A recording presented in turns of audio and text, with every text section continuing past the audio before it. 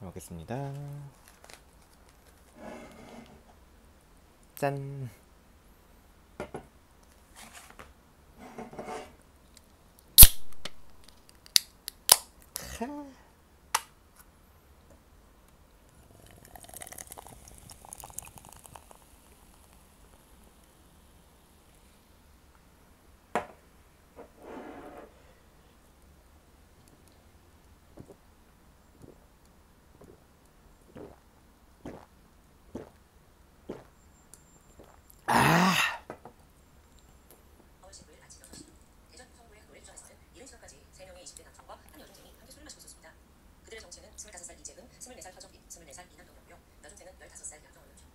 밤새 소주와 맥주를 섞어 마시면서 시시콜콜한 대화를 나눴어요.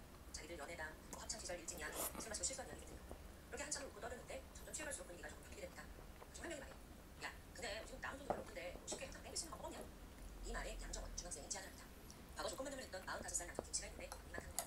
이 얘기에 남성들은 즉각 조건 만남을 인자해서 협박하면 좀 큰 돈을 들 수 있겠다라는 생각이 보냈죠. 정원, 그 새끼 당장을 약속 잡고 모텔 방번호를 알려주면 일당이 현장을 덮치기로 계획을 세웁니다. 그녀는 곧장 김씨에게 전화를 했고 10만 원의 조건 만남을 잡게 돼요. 아침 6시 40분 양정원은 김씨를 만나 모텔로 들어갑니다. 그가 먼저 씻는 사이 일당에게 문자를 보내서 방번호를 알려줬고 계획대로 문을 살짝 열어줍니다. 곧이어 이들이 방 안으로 들어오더니 김씨를 둘러싸고 폭행을 시작했죠. 横浜にお住まいで10キロ以上痩せたい方を緊急で探してるんですけど、そのダイエットを15ヶ月 애초에는 9만 정도 돈을 들일 생각이었어요. 근데 생각보다 김씨의 태도가 와닿합니다. 처음에는 자기도 당황해서 방금조차 못하는 듯 했다가 이내 속셈을 알아차렸는지 한 푼도 줄 수 없다면서 신랑이 막걸어지는데 분노한 일당이 결국 김씨를 모텔 앞 노상으로 끌고 가서 또 무자비하게 집단 폭행합니다. 특히나 머리 쪽에 집중적으로 가격을 해요. 여기서 허정비는 20kg에 달하는 대형 플라스틱 화분을 들어서 김씨의 머리에 내리쳤죠. 그 충격으로 김씨가 실신하는데요. 또 정신 차리면서 막 발로 머리를 가격합니다. 그 당시에 여중생이던 양정원은 폭행에 가담하진 않았지만 이를 지켜보면서 방관했어요. 하지만 이들의 악행은 여기서 끝이 아니었죠. 정신을 잃은 김씨를 차에 태웠고 현장을 떠납니다. 그가 깨어나길 기다리면서 한 3시간 정도 대전인들을 찾아 돌아다녀요. 그가 아침 10시 30분쯤이 되니까 김씨가 희미하게 의식을 차리는데 지금 목숨이 밑에 없다는 걸 깨달았어요. 살려달라고 요구를 했죠. 하지만 일단은 카드 비밀번호를 말하면서 또다시 무자비한 폭행을 합니다. 그러다 잠시 후 예상치 못한 일이 발생해요. 김씨가 이 고문에 가까운 폭행과 또 앞서 머리에 가해진 충격 있잖아요. 버티다 못해 숨이 멎게 되죠. 일당이 당황했고 시신을 일단 차에 그대로 둔 채 내신용카드와 금팔찌, 시계, 휴대폰을 훔쳐서 그대로 도주합니다. 이어 돈 인출하고 잡을 팔아서 300만 원 정도 벌어요. 도주를 멀리 가려고 대포차를 구매하려 했지만 이미 현장에서 시신을 발견한 경찰이 추적을 시작하면서 바로 꼬리가 잡게 됩니다. 네 사람은 그렇게 사건 당일 처벌됐죠. 이재근, 허정민, 이남동, 양정원 이 4명은 이후 약 한 달간 조사를 하게 됩니다. 그러다가 경찰이 핸드폰을 압수해서 포렌식을 진행하거든요. 근데 양정원 핸드폰에서 심상치 않은 녹음 기록이 발견됐죠. 4월 12일 녹음 내용인데 삭제했더라고요. 복구를 해서 들어보니까 충격적이었습니다. 윤지수 시체 오빠들이 다시 옮길 거래. 무조건 다 나오라고 했으니까 너도 준비하고 있어. 에? 윤지수는 가명인데요. 시체? 이게 무슨 말이에요? 그러고 보니 일당들은 대전에서 건거가 됐지만 모두 경상남도 김해 출신이었습니다. 그래서 경찰이 혹시나 하는 마음에 김해 쪽 경찰을 확인을 해보니까 지난 3월 30일 한 여고생의 실종 신고가 있었습니다. 아 네, 그 학생 이름이 윤지수예요. 16살. 경찰이 예상 적중했죠. 실종자 윤지수, 전화 속의 이름이에요. 이렇게 새로운 사건이 드러나자마자 경찰은 일단 양정원을 강하게 압박했습니다. 그랬더니 하는 말이 제가 죽은 거 아니에요. 오빠들이 그런 거예요. 전 어쩔 수 없이 죽은 것뿐인데 시신이요? 시신은 한국구 근처 야산에 묻었어요. 이 일단 검거하고 약 2주 후인 2014년 5월 2일 날 경상남도 창녕군 대진면 한국구 근처 야산에서 실종됐던 16살 윤지수 양의 시신이 발견됩니다. 그런데 상태가 상상 그 이상이었어요. 시신이 일단 콘크리트에 덮여 있었거든요. 몇 시간 작업을 해서 시신을 분리해냈는데 보니까 전신이 불에 그을린 채 훼손되어 있었습니다. 이걸 그 20대 일당들이 눈물하고 끔찍한 모습에 베테랑 형사들도 구역감을 참지 못했을 거죠. 대체 지수양에게 무슨 일이 있었던 걸까요? 시간을 거슬러 올라가서 2014년 3월 3일 고등학교 새학기가 시작됩니다. 지수양은 부모님이 이혼을 한 후에 아버지를 따라서 김해로 내려오게 돼요. 설레는 마음으로 등교를 했지만 이 새로운 학교에 적응이 쉽지 않았습니다. 그 이유가 워낙 작은 지역이다 보니까 대부분 애들이 같은 중학교에서 올라왔어요. 이미 그룹이 형성되어 있었죠. 지수양이 친해지려고 다가갔지만 그저 낯선이에 불과했고요. 또 경상도 사투리를 쓰지 않는다면서 얘를 따돌려요. 지수양은 그렇게 마음 둘 곳이 없었죠. 그러다 얼마 후에 SNS로 한 남성을 알게 됩니다. 24살 김규민이었는데 지수양에게 굉장히 따뜻하고 친절하게 돼요.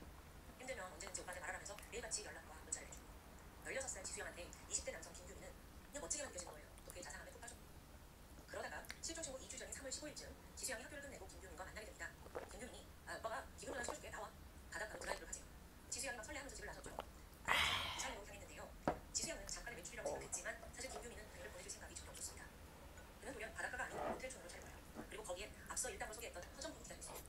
김규민이 그에게 지수양을 넘기고 문을 밖으로 다 떠났어. 그러니까 얘를 팔아 누긴 거예요. 이때부터 지수양에게 지옥이 펼쳐집니다. 허정빈의 손에 이끌려 들어간 모텔 가보니까 4명의 여중생과 2명의 남성이 더 있었어요. 이 남성들은 앞서 대전 사건에서 등장한 이재근, 이남동이었고요. 그리고 여중생 양정원 외에도 14살 허지수, 정지연, 15살 양준아 이 4명의 여자아이들이 있었던 거예요. 이들의 정체가 뭐냐? 소위 말하는 가출배입니다. 남성들이 이 여자아이들한테 잘 곳을 제공하고 그 대가로 성매매를 시키고 있었던 거죠. 지수양은 이 모텔에 감금된 이후 이들 폭행을 감내하면서 또 성매매를 강요하게 됩니다. 주로 대상을 물색하는 건 이재근과 이남동에 가 있어요. 익명의 채팅 사이트를 통해서 손님을 발송하죠. 성매매 중에 문제가 생길 수 있잖아요. 이걸 대비해서 제압하기 쉬운 중년의 남성들로 중 선정을 했고 그렇게 번 돈은 고스란히 이들의 주머니로 들어갔습니다. 그렇게 지수양에게 지옥 같은 날들이 펼쳐지던 중 3월 29일 밤 9시 김규민으로부터 다급한 전화가 걸렸습니다. 김규민은 아까 지수양을 파악했던 사람이죠. 무슨 내용이냐면 지수양 아버지가 가출 신고를 해서 경찰 조사가 시작되었다는 거예요. 근데 SNS에 연락한 내역이 남아있어서 제일 먼저 김규민이 꼬리를 잡게 된 거죠. 그렇다면 부산에서 성매매가 되고 있는 거 발각되는 건 시간 문제입니다. 그래서 이재근과 허정빈, 이남동은 고민을 한 끝에 그냥 지수양을 풀어주기로 해요. 대신에 그간의 일을 절대 발설하지 않는다는 약속을 받아냈죠. 천만 다행으로 지수양이 아버지의 품으로 돌아가게 됩니다. 그런데요, 집에 온 딸을 본 아버지는 소상을 반을 미쳤어요. 아니 얘가 전과 달리 너무 불안해하고 주변을 경계한다. 몸에 손이라도 닿으면 소주같이 놀라고 온몸에서 담배 냄새가 나고 또 여기저기 타박상도 있어요. 딸이 범죄에 연루됐구나 하는 걸 직감한 아버지는 오랜 시간 설득한 끝에 모든 전말을 알게 됩니다. 딸이 납치당해서 폭행에 감금, 성매매까지 여기에 눈 뒤집어지지 않는 주먹 어디겠냐고. 그래서 아버지가 날이 밝는 대로 경찰서에 가자고. 그런데 이때 지수양이 그 전에 교회에서 예배를 드리고 싶다고 요청하게 돼요. 다음날 오후 1시 아버지와 함께 평소에 다니던 교회를 찾아갑니다. 그런데 여기서 비극이 또 시작됐죠. 마침 이 부녀가 예배를 보는 장소가 달랐어요. 그래서 잠시 떨어지게 됐는데 지수양이 혼자서 저쪽에 있는 예배당으로 가던 중 숨이 멎을 것 같은 공포를 느끼게 돼요. 가출뱀에 있던 여중생 양준하와 양정원이 찾아온 거예요. 어찌 알았는지 아버지한테 실수한 걸 알고 있더라고요. 그래서 이 둘이 지수양을 보자마자 양팔을 잡고 그대로 끌고 갑니다. 그렇게 잠깐 교회에 들른 사이에 또다시 납치된 거예요. 한편 딸이 사라진 걸 알게 된 아버지는 즉각 김해 경찰서로 달려갔어요. 바지가랑이를 붙잡고 제발 내 딸 좀 찾아달라 애원을 했죠.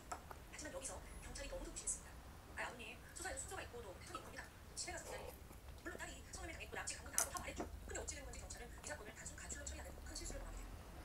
이렇듯 경찰이 나서지 않으니까 아버지가 다급한 마음에 직접 해서 부산 모텔에 감금되어 있었다라는 말을 떠올려서 무작정 거기로 가서 수백 개가 넘는 모텔들을 일일이 돌아다니면서 딸을 찾았죠. 동시에 부산에 있는 연대 경찰서에도 돈을 요청합니다. 근데 이들 책임을 회피해요. 김해 중부경찰서 만나니까 그쪽이 신고하래요. 한편 납치되었던 지수양은 어디 있었냐? 부산에는 울산에 감금되어 있었습니다. 일당들은 지수양이 배신을 했다면서 모독성 성매매를 또 강요해요. 이전에는 2주간 4명의 남성들을 상대했지만 이번에는 일일 평균 3명의 남성들과 강제로 자체를 가져했습니다. 하루에 8번이 넘는 성매매를 강요당한 적도 있고 그렇게 번 돈만도 하루에 120만 원이었다고 해요. 근데 이들의 악행이 여기서 끝나지 않죠. 매일같이 그냥 습관적으로 지수양을 폭행하는 거예요. 게다가 그 수위도 점점 강해졌는데 4월 4일날 지수양이 몰래 페이스북에 접속을 하는데 이게 들통납니다. 바로 집단 부탁가 시작됐어요. 그리고 이때부터 일당은 조를 짜서 지수양을 체계적으로 취했죠. 또 경찰 추적을 피해야 한다는 생각 때문에 울산뿐만 아니라 대구의 모텔을 돌아다니면서 장소를 바꿉니다. 어느 순간부터 이들에게 지수양을 폭행하는 건 약간 유흥의 일종이 되어버려요. 일부러 싸움을 붙이면서 야, 너 쟤랑 싸워서 이기면 보내줄게 이런 약속으로 폭행을 주도합니다. 이 광경을 남성들이 재밌다는 구경함. 자, 지금부터는 그 심각했던 고문의 고통의 수위를 다시 간략히 말씀드릴 건데 도저히 힘들겠다 싶으시면 넘기셔도 됩니다. 저도 최대한 수위를 조절할 거예요. 일단 이재근은 지수양의 목 물대를 수차례 강력했어요. 그리고 쓰러진 몸으로 선풍기를 내려치기도 했고요. 가장 심각한 고문을 한 건 허정빈이었는데 수시 옷을 벗긴 후에 폭행합니다. 또 냉면 그릇에다가 소주 2병 붓고 마시래요. 또 얘가 마셔서 막 토를 하니까 그걸 또 핥아먹게 하고 심지어 제발 물 한 모금만 달라는 애원에 커피포트에 물을 끓여서 전신을 부어버려요. 이 끔찍한 고통에 지수양을 살려달라고 울부짖었지만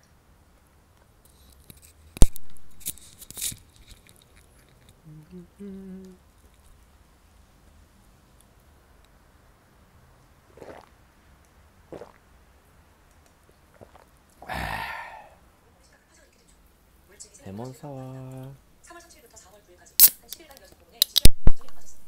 식도가 기능을 멈춰서 음식을 넘기 시작했고 이쯤 각 가해자들도 이 사람이 심각한 문제였다라는 걸 파악합니다. 또 이름을 얼마나 가지고 사고나는 걸 잘했어요. 그러자 4월 9일 밤 10시 남성 2명 이재근과 허정빈, 중학생 정지현, 허지수까지 이 4명의 일당이 일단 지수양을 숨지 입었어요. 대구 일대를 돌아다니다가 달서구의 한 공단지대에 차를 세웠죠. 한적한 도시였는데 여기서 일당들이 오목내기를 해요. 그리고 진 사람이 지수양을 폭행하게 화장실이 너무 급해서 자체 차에서 내렸거든요. 한 발짝도 되기가 힘들었어요. 겨우 기다시피 공용 화장실에 가서 볼일을 보는데 이걸 가해자들은 거의 신경 쓰지 않았어요. 게임에 집중했고 어차피 저는 모르고 지금 그만 했을 정도예요. 또 늦은 밤이면 아닌 사람이 없었고 그렇게 게임을 끝낸 이들은 또다시 폭행을 이어갑니다. 그리고는 모텔로 돌아가려고 차를 운전하는데 이때 허정빈이 피해자 지수양한테 야, 너 죽으면은 아주 억울하겠다? 너는 누구 데려갈 거야? 라는 게 장난스러운 문제예요. 힘겹게 지수양이 머뭇거리다가 빨리 말해라 하니까 손으로 이렇게 지목을 하는데 이재근이죠. 그러자 격분한 이재근이 무자비한 주먹질과 발길질을 퍼붓습니다. 그리고 이 폭행이 모텔 주차장에 도착할 때까지 계속했어요. 심지어 4사람이 합세해서 주차장에 폭행을 더 했고요. 결국 4월 10일 새벽 12시 30분 지수양은 차 뒷좌석 바닥에 웅크린 채 급성 심정지로 사망합니다. 그제서야 심각성을 깨닫는 일당이 시신을 처리하잖아요. 그래서 4시 다시 차를 타고 경상남도 창녕문 대지면에 위치한 한 과수원으로 갑니다. 이들이 왜 하필 과수원을 선택했는지 알려지진 않았는데 사건 후에 바로 이동한 적을 봤을 때는 4사람 폭행과 관련이 있던 모습을 보여요. 새벽 2시 이재근과 허정빈이 각각 곡괭이와 삽을 들고 구덩이를 갑니다. 이때 정지현과 허지수 여중생들은 핸드폰 라이트로 불을 비추고 있습니다. 곧이어 시신을 구덩이 안으로 밀어 넣었고요. 준비해온 휘발유를 뿌리고 불을 붙였죠. 그런데 여러분 이야기 들으시면서 혹시 이상한 점 눈치채셨나요? 지금 지수양의 시신을 대지면 친정의 과수원에 안배장했다고 했잖아요. 근데 앞서 경찰이 시신을 발견한 곳은 대지면 한국도 근처 나산입니다. 이게 무슨 말이냐? 범인들이 시신을 재매장한 거죠. 넷이서 범인 다 끝내고 모텔로 돌아갔는데 곰곰이 생각해보니까 4월이에요. 일반적으로 과일 나무에 개가 있죠. 이 시기에 과수원에서는 해충 작업도 하고 비료도 뿌리고 그러면서 오래된 나무 뽑고 새로 심기도 합니다. 어라? 그러다가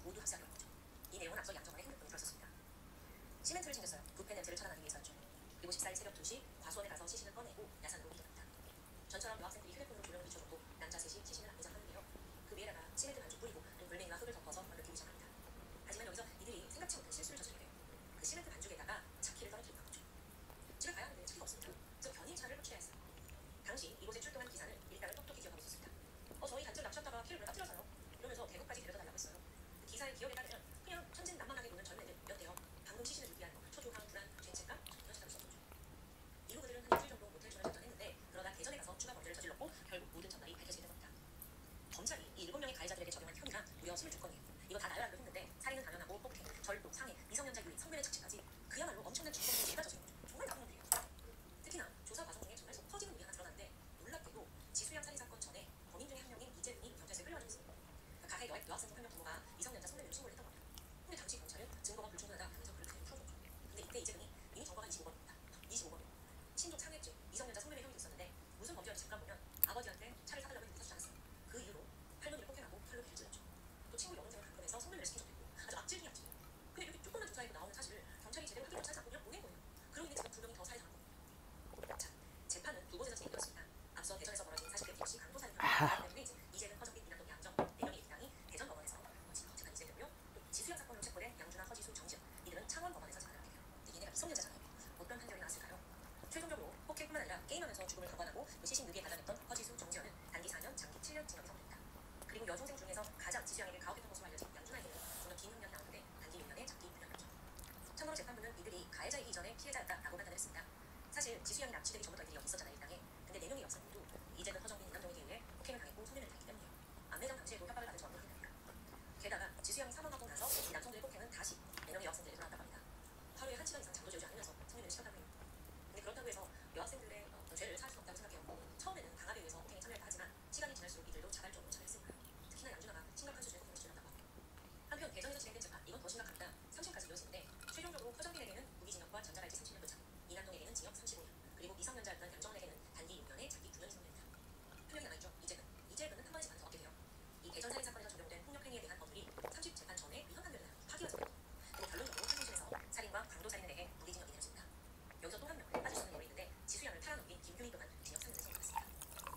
이 끔찍한 김해 여고생 살인 사건 종말이 세상에 알려지면서 무엇보다 김해 중부경찰서의 비난이 쏟아졌습니다. 아버지의 실종 신고를 너무 가볍게 여겼고 실제로 수사가 지수양이 사망한 다음 날인 4월 12일 돼서 시작됐다고 해요. 그러니까 만약에 대전 경찰서에서 이 사건의 연결점을 찾아내지 못했다면 영영 묻혔을지도 모릅니다. 사건을 일으킨 7명 이들이 가해자였지만 지수양이 죽을 때까지 강간한 건 경찰들도 포함됐다고 해도 과언이 아닐 정도입니다. 2025년 현재 이재근과 이남동을 제외한 여성 가해자들을 모두 출소했습니다. 여기서 허정민은 2025년 1월에 교도소에서 병으로 사망했다고 알려졌어요. 출소한 여학생들은 이제 20대 중반의 나이를 맞았겠죠. 지수양은 영영 낳지 못할 그 청춘입니다. 이들의 근황은 알려지지 않았지만 반드시 피해자 지수양에 대한 죄책감을 안고 평생을 속죄하며 살길 바랍니다. 지금까지 금요사건발 이바지식였습니다. 안녕하세요. 금요사건발 이바지식입니다. 2019년 6월 6일 아침 경기도 오산시 내삼리동에 위치하는 야산에서는 벌초 작업이 현장이었습니다. 여기는 가문의 선산인데 오랜만에 무덤 주변을 좀 깔끔하게 정리할 겸 작업이 시작된 거죠. 정오가 되면 해가 뜨거워지니까 인부들이 서둘러서 벌초에 집중하던 중입니다. 그런데 순간 여기요! 요즘 와서 봐야겠어요! 거기서 나온 건 나치 상태의 백골 사체, 분명 누군가 유기한 모습입니다. 그리고 부검 결과 그 사체는 15살에서 17살 사이의 남성 청소년으로 추정되었죠. 일단 신원을 알 수 없는 상태에서 특이한 점을 꼽자면 이 시신의 치아 상태가 매우 좋지 않았다는 거예요. 이게 어느 정도냐면 살아생전 음식을 제대로 씹기 어려웠을 정도로 대부분의 치아가 썩어 있었어요. 자, 이에 대해 전문의들은 아마 피해자가 어릴 때부터 적절한 관리를 받지 못했을 가능성이 높다고 분석합니다. 그런 과정에서 컸거나 혹은 초부 어떤 영향을 받았을 수 있다는 거죠. 그 외에 시신의 얼굴에서는 심한 폭행의 흔적이 보였는데요. 광대뼈 골절, 또 코 안쪽에 깊숙한 곳에서 출혈의 흔적까지 나와요. 근데 이 정도 위치에서 출혈이 발생하면 아주 강한 충격을 받은 거거든요. 따라서 사망 원인은 심각한 폭행으로 추정이 됩니다. 여기에 사체가 나치였다는 점, 그리고 또 비교적 얕게 묻혀 있었다라는 점을 토대로 이 사건은 타살로 방향이 잡히게 되는데요. 경찰로선 신원을 파악하기 위해서 수배 전단을 배포했어요. 동시에 수도권 일대에 거주하는 비슷한 연령대의 가출 청소년 혹은 장기 결석자를 살펴봤고요. 여기에 더해 주민등록증 이발급자까지 간청을 넣었죠. 그 대상에 오른 인원만 무려 38,000명입니다. 그렇게 최종적으로 생활 반응을 이 시기에 확인할 수 없던 4명이 취하죠. 그리고 경찰은 이들의 SNS를 살피게 되는데 한 가지 단서를 찾았죠. 그건 바로 프로필 사진 속 반지였습니다. 이게 무슨 말이냐면 사실 이 사체의 유류품 중에 반지와 귀걸이가 있었어요. 근데 생활 반응이 없는 4명 후보자 SNS를 가서 봤더니 그중 한 명이 똑같은 디자인의 반지를 착용하고 있는 겁니다. 그는 바로 17살의 송군. 게다가 시신이 발견되기 9개월 전인 2018년 9월부터 연락이 두절된 상태더라고요. 이뿐만 아니라 경찰은 송군의 SNS 속 다른 사진에서 유류품과 동일한 디자인의 귀걸이도 추가로 확인합니다. 자, 점점 더 동일 인물일 가능성이 높아졌죠. 경찰이 즉각 송군의 아버지를 찾아가 DNA 검사를 요청했고 그 결과 사체는 송군으로 최종 확인됩니다. 그는 가출 청소년이었습니다. 학교도 자퇴한 채 청소년 쉼터를 전전하면서 지내고 있었는데 그러던 2018년 9월 갑작스레 연락이 끊겼어요. 친구들이 수소문 했죠. 하지만 전혀 흔적을 찾을 수 없었다는데 사실 친구들 사이에서는 불길한 이야기도 나돌았습니다. 겨우 끌려가서 죽은 거 아니야? 물론 연락이 끊겼다는 이유로 이게 너무 앞서 나가는 수준이 아닌가 싶기도 한데 여기에 특별한 이유가 있기도 했죠. 생전 송군이 극도로 두려워했던 존재가 있었기 때문입니다. 친구에 따르면 송군이 평소에도 나 누군가한테 쫓기고 있어 라고 자주 말했었대요. 심지어 이런 사실은 송군이 마지막으로 지냈던 그 쉼터 관계자 어른 역시 알고 있었고요. 송군이 선생님한테 두려움에 떨려서 이 선생이라는 존재를 언급한 적이 있다는 거예요. 그래서 경찰이 송군의 SNS 팔로잉 내역을 꼼꼼하게 살폈죠. 그러자 이 선생과 관련 있는 몇 명의 인물들을 발견할 수 있었습니다. 자, 이들 모두 일단 SNS에다가 자신의 직장을 이 선생이라고 등록해놨어요. 3명인데 22살의 남성 김씨, 현씨, 최씨요. 아니 도대체 이 선생이 뭐길래 이런 걸까요? 여러분 사실 가출 청소년들 사이에서 이들의 존재는 꽤 알려져 있었다고 합니다. 동시에 위험 인물이라는 인식 읍스. 이 선생한테 연락이 오면 장기면회를 당할지도 모른다 라는 말이 떠돌았다고요. 저 어떤 사람들인지 궁금하죠. 근데 이때 놀랍게도 경찰님이 이 선생의 존재를 알고 있더라고요. 이 세 명, 아까 그 용의자로 불리는 세 명 중 김씨와 변씨가 이미 다른 혐의로 검거되어 있었기 때문입니다. 나머지 한 명인 최씨는 구속 중입니다. 자, 이 김씨와 변씨 두 사람은 보이스피싱에 사용되는 대포 통장과 카드를 운반한 혐의로 검거됐습니다. 한 빌라에서 보이스피싱에 악용되는 대포 통장을 갖고 있다더라고요. 그럼 이들이 어떤 조직 데스크에서 단 거잖아요. 그 집단 이름이 통칭 이 선생이었던 겁니다. 단 큰 인물이라기보다 조직을 말하는 거죠. 이 선생 조직. 김씨 변씨 그 집단의 주축들이거든요. 이 선생의 수법, 그들은 가출 청소년들을 모아서 잘 먹었습니다. 고스트 사마데 바이바이.